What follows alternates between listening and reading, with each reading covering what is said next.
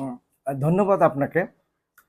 আপনি আমাকে যে প্রশ্নটি করেছেন, বর্তমান প্রেক্ষাপটে বঙ্গবন্ধু শেখ মুজিবুর রহমান অর্থাৎ জাতির জনক এর সাথে সম্পর্কিত কোশ্চেন করেছেন আমাদের সাবেক প্রধানমন্ত্রী জননেত্রী শেখ হাসিনা বা আওয়ামী লীগ সরকার। এবং আপনি কোশ্চেন করেছেন বঙ্গবীর কাদের সিদ্দিকী ও তার একটি উক্তি বা তার বর্তমান যে অ্যাক্টিভিটিস, সেটার উপরে আপনি কথা বলতে বলেছেন। আমি আপনাকে একটি কথা বলবো। আমি আগস্ট এবং আগামীকালকে 15ই আগস্ট বাংলাদেশ ও বাঙালি জাতির একটি শোকাবহ দিন। এদিন তার জাতির সত্তা, অস্তিত্ব বা জাতির চেতনা বা জাতির ডিএনএ আরএনএ বলবো, যেটাকে মূল প্রাণ কেন্দ্র, সে জাতির চেতনাকে হত্যা করা হয়েছে। জাতির স্বাধীনতার স্পিরিটকে থামিয়ে দেওয়া হয়েছে, হত্যা করা হয়েছে। হত্যা করা হয়েছে ব্যক্তি শেখ মুজিবুর রহমানকে, যিনি এই চেতনা সৃষ্টি করেছেন, এই চেতনাকে যিনি আকাশে বাতাসে বাঙালিদের মনের ভিতরে ছড়িয়ে দিতে পেরেছেন, স্বাধীনতার স্পৃহা। তার মধ্য দিয়েই মানুষ জীবন দিয়ে 30 লক্ষ শহীদের বিনিময়ে দীর্ঘ 9 মাস পাকিস্তান হানাদার বাহিনীর বিরুদ্ধে যুদ্ধ করে এই দেশটা 16 ডিসেম্বর স্বাধীন হয়েছে। প্রতিটি দেশ বা রাষ্ট্রের একটি জনক বা একটি আইডেন্টিটি অ্যাড্রেস থাকে। সেক্ষেত্রে বঙ্গবন্ধু শেখ মুজিবুর রহমান বাংলাদেশের জাতির জনক, আর শেখ হাসিনা এক কথা নয়। এ কথাটি বঙ্গবীর কাদের সিদ্দিকী সাহেব বলেছেন, অত্যন্ত সত্যি একটি কথা বলেছেন। উনি আরেকটি কথা বলেছেন যে বঙ্গবন্ধু শেখ মুজিবুর বা জাতির জনক মানেই বাংলাদেশ। কথাটি অত্যন্ত আরেকটি সত্য কথা। এবং 15ই আগস্ট জাতীয় শোক দিবস, সেটাকে বলছেন এটা তো জাতির শোক দিবস, এটা জাতি পালন করবে, বাংলাদেশ ও বাংলা জাতি সেটা পালন করবে। এখানে এর সাথে শেখ হাসিনা বা আওয়ামী লীগ সরকার এর সাথে কোনো সম্পর্ক নেই। বাংলাদেশ, বাঙালি জাতি, তার জনক এর মৃত্যুতে বা হত্যায় যে শোকাবহ, জাতির এটা একটি শোক দিবস। জাতির জনক যেরকম একটি সত্য, দেশের জন্ম যেরকম একটি নির্দিষ্ট দিন, 1971 সালের 16 ডিসেম্বর বাংলাদেশের একটা জন্ম হয়েছে, ওটা যেরকম একটি অপরিবর্তনীয় একটি ডেট। 26শে মার্চ বাংলাদেশের স্বাধীনতা দিবস, স্বাধীনতার পক্ষে দেশের মানুষ ঝাঁপিয়ে পড়েছে সমরস্ত্র নিয়ে, সেটা যেরকম একটি অপরিবর্তিত বিষয়। যে বুকে ধারণ করে লাল সবুজ রক্ত এবং এই সবুজের মধ্য দিয়েই যে পতাকাটা, সেটা যেরকম অপরিবর্তিত একটি বিষয়, তদ্রূপ এই দেশের জাতির জনক সেটা একটি অপরিবর্তিত বিষয়।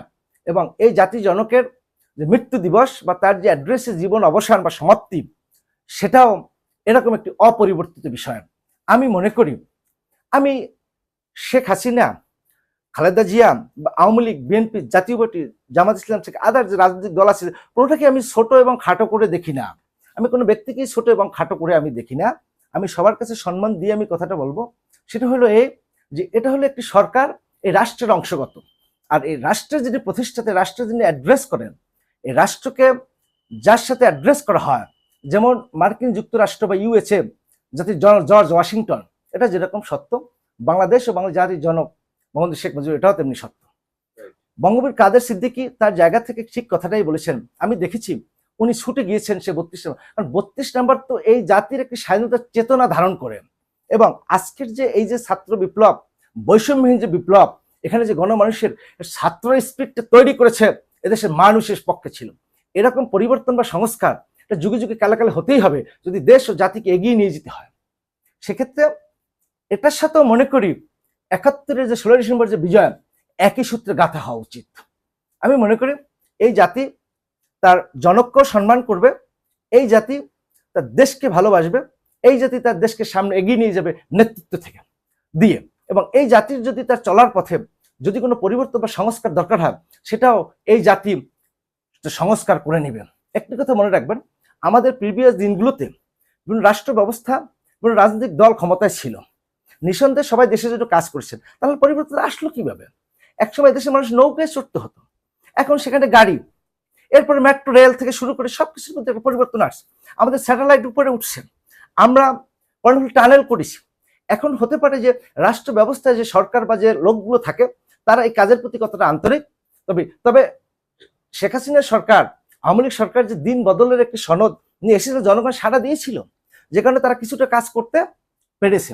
পাশাপাশি একটি কথা বলেছি আপনাকে, সেটা হলো যে একটা অংশ হচ্ছে যেটা বাড়াবাড়ি সবসময় ভালো কাজকে নস্যাৎ করে দিতে চায়, এবং ফখরুল ইসলাম আলমগীর সাহেব একটি যৌক্তিক কথা বলেছেন যে পরাজিতরা সবসময় ষড়যন্ত্রের মধ্যে থাকে।